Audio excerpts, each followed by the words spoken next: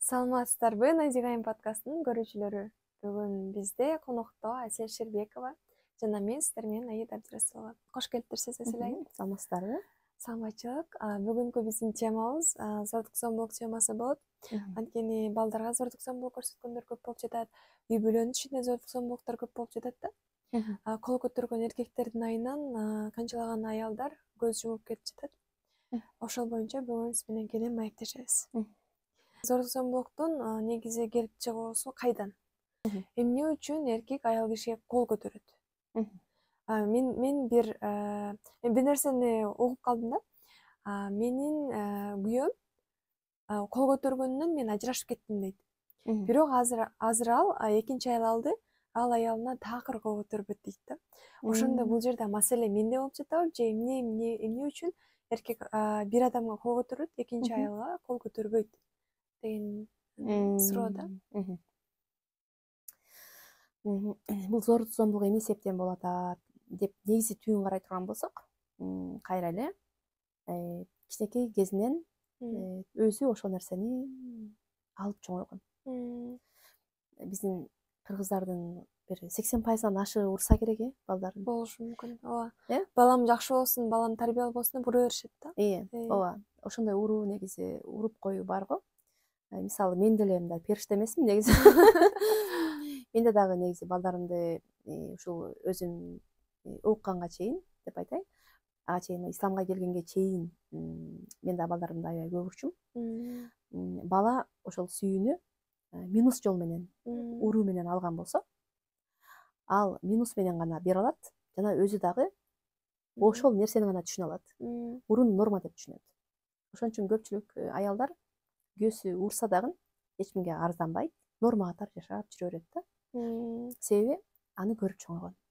Көбүнчө кичинекей кезинен баягы келтек жеп чоңойгондор ошону минус менен алды да сүйүүнүчү. Булар плюс менен сүйүүнү алаарын, кантип алаарын просто билбейт да. Ал уруу менен кучактап сүйүү экөөсү бирдей эле. Мисалы, бир аял бар. Ушундай да. Ал деген күйөөсүн дайым урат. Эгер урбай койсо, бизде тили чыгып калат деп коет го. Аябай сүйлөп, же болбосо тескери нерселерди жасап калат да. Анан күйөөсү ургандан кийин бир канча күнгө чейин нормага келип калат. Жакшы болуп калат жашоосу. Ал эркек дагы билет, сен ушундай келтек жегиң келип калды деген деп туруп анан кайра уруп коет да.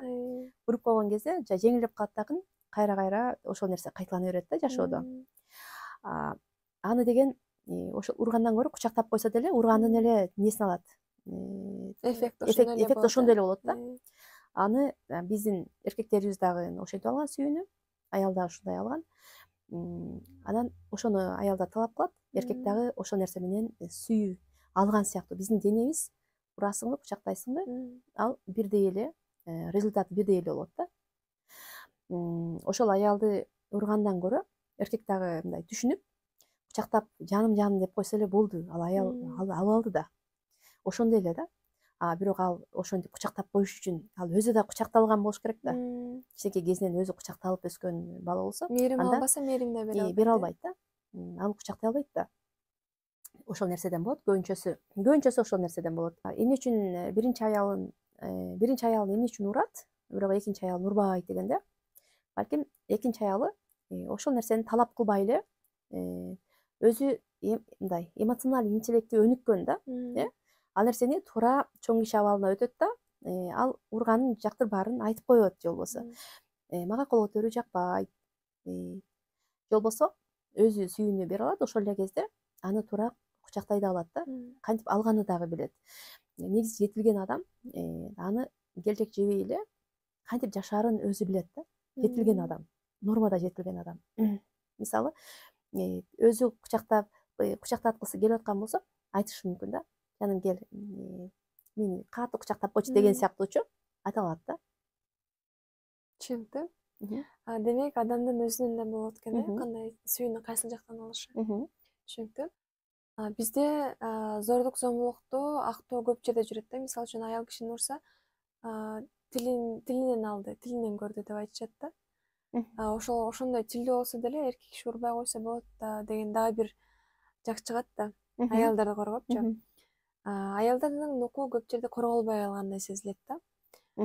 Ошол нерсени жоюуга болобу же эркектердин кандай туура жеткирүүгө болобу, урган туура эмес, болбойт дегендей кылчу. Эркектерге урган туура эмес деп эгерде эркектердин таптакыр урбаган жакшы болушун эгер каалай турган болсок биз өзүбүз жакшы болушубуз керек. эркектерди урбашыбыз керек кичинекей кезинен баланы. Ооба. Анда биз кичинекей кезинен балдарыбызды урбай, балдарыбызды кучактаганды үйрөтүшүбүз керек да. Ургандын ордуна кучактаганды үйрөтө турган болсок, анда ал балдарды деле урбайт. А бирок ошол зордук зомбулукка уруп аткан эми аялдардын эле укугу деп атпайбызбы? А бирок ошол эле кезде ошол эне баласын урган жокпу деген нерсе турат да. Ошол эле эне ал баласын урбадыбы? Ошентип баягы чыгып аткан аялдар мисалы, алар өздөрү балдарын урбайбы? Бирок энелер мен жакшы болсун деп урам деп атышпайбы? Мен жакшы болсун деп урам. Ал жакшы болсун деп эч ким жаман бала тарбиялабыз келбейт. Эми бизде деген ушул нерсе бар да, мээбизде баланы только мындай уруу менен гана баланы так коркутуп алып тарбиясына. Баланы туура тарбиялоодо ошол уруп тарбиялоону бизде норма деп түшүнүп калганбыз да, биздин менталитетибизде ушундай да. Баягы уруп сабаганда дагы гана балдар жумуш жасайт, а бирок өз акылы менен жумуш жасоо бул эми интеллигент, баягы кыйындардын самооценкасы нормадагы кыйын интеллигенттер деген алар урбаса дагы жөн эле айтканда түшүнө турган кылып тарбиялайт да баланы. Бизде деген баягы СССР маалындагы кыйындардын баарын сүргүнгө айдап өлтүргөндөн кийинки калган урпактар болуп атпайбызбы? Биз деген баланы уруп сабап кылдырып ошого үйрөтүп койгонбуз. Ал бала деген кантип анан ошол нерсе өз нормада болбой атса, баланын дагы өзүн анализдеп өзү менен иштемейинче ал баланы урбай коюу дагы кыйын да. Урбай коюу дагы кыйын. Ал ата энелер өздөрү мисалы бизде кичинекей кезинде ошол психологиясы калыптанып аткан кезде бизде 3 жаш 4 жаш учурларында 5 жаш учурларында эмоциясы калыптанып аткан кезде бизде уруу көп да. Ошол кезде оозуңду жапчы деп чаап жиберүү, уруп жиберүү, бир нерсени сураса кайра сүйлөй бересиңби деп уруу да, чаап жиберүү. Ошол нерседен болуп атат да баары. Эми баардыгы ушул жаштыктан, жакшы тарбия бербегенден, ургандан, соккондон келип жатыр, бирок калыптанып калган, урган сокконго көнүп калган адамдар уже өзгөргөнгө болобу же өзгөрө албай ошентип жашап өтүшөбү? Алар өзгөргөнгө толук мүмкүн. Анан бир гана ал өнүгүү менен, өсүү менен, китеп окуу, мисалы билим алуу менен, билим алса эгерде өзү менен аракет кылса, иштесе, анда баардык адам өзгөрө алат, аны токтото алат да. Ал үчүн эмоционалдык интеллект менен иштөө керек да, өзү менен. Анан ошол эле кезде дагы айта турган нерсе, аны эркектер урбаш керек, эркектер мынтпеш керек деп канча сен кыйкырсаң дагы, канча сен закондорду чыгарып, сен канча камаганга аракет кылсаң дагы, бул нерсе адам өзүн контролдой албай калганда боло турган нерсе да. Мисалы, акылын башкара албай калган кезде. Эмоция көтөрүлгөн учурда адам өз акылын башкара албай калат. Адамды акыл эмес, акылды эмоция башкарып калат да. Ошол эмоция башкарып калган кезде пайда болгон болуп атпайбы ал уруу деген. Ал өзүн контролдой албайт. Сен эч кимден коркпой калат. Эмне болсо болсун, кыскасы, мен мындан буну урушум керек деген нерсе менен мээсинде ошол нерсе болот да. Бараттан саап жиберет, уруп жиберет да. Анан аны сырттагы урбаш керек, зордук зомбулук болуп атат деп канча сактарды аны канча нерсе жаза, бирок ал нерсе результат бербейт. Результат берет ар бир эне өз балдары менен туура иштегенде. Зордук зомбулук дегенде бул бир гана чоң адамдарга эмес, кичинекей жаш кыздарга да болуп жетет да. Мисалы үчүн педофилдерди алсак, аларга көз карашыңыз кандай? Педофилдер эмне үчүн мындай ишке барат же болбосо мунун эми келечекте кандай алдын алса болот, ошол боюнча айта кетсеңиз. Жаш кыздарга мисалы зордук зомбулук деген, анын дагы кайра эле анализдеп келгенде, алардын дагы кичинекей жаш кезинде жыныстык тарбиясында көйгөйлөр болот да. Көйгөйлөр бар. Алар кичинекей жаш кезинде өзүнүн аял, эркек анан ургач экенин анализдеп, гормондор ойгонуп, ошондой учурда мисалы жаш кыздардын жыныстык органын карап, же болбосо эми эркектерин билбейт го, кичинекей бала 4-5 жашта деп айтайынчы. Ошол кезде болбойт караганга деп эми ата энеси баягы чаап уруп жибериши мүмкүн да. Ошондой учурларда дагы алардын мээсинде мына кызыгуу калып калат да, жаш кыздарга кызыгуу. ошону травмадан болот ал нерсе дагычы.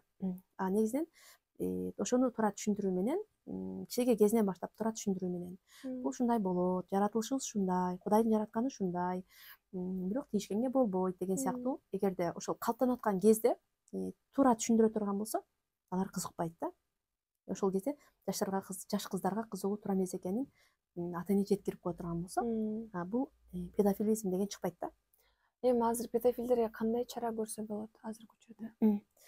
Негизинен ал болгондон кийин аны тыюу кыйын да. Болгондон кийин аны тыйгандан көрө кайра эле кичинекей жаш кезибизге көрөөк ошол тарапта мындай травма албашына аракет кылышыбыз керек. Эгерде болгон болсо, мен ойлойм аны көп жайылтпоо керек. Мисалы мындай ушундай маалыматтык желе тараптардан мүмкүн болушунча болгон болсо ошолорду жайылтпаганга аракет кылуу керек. Себеби адам ошол нерсени уккандан кийин дагы ошол нерсени жазагылары келип баштайт да. Бизде мынагы кой деп тыйган нерсени кичинекей бала болсо, эгерде психологиялык тараптан жетилбеген адамдар кой деген нерсени наоборот тескерисинче кызыгып ошол нерсеге аракетти кыла берет да. Ошон үчүн ошол нерсени таптакыр сыртка жайылтпоо. Анан болуп калса дагы менин оюмча эми алардын жазасы өлүм эле болуш керек. Эми биздин эми законубузга туура келбейт. Коркутуу керек да.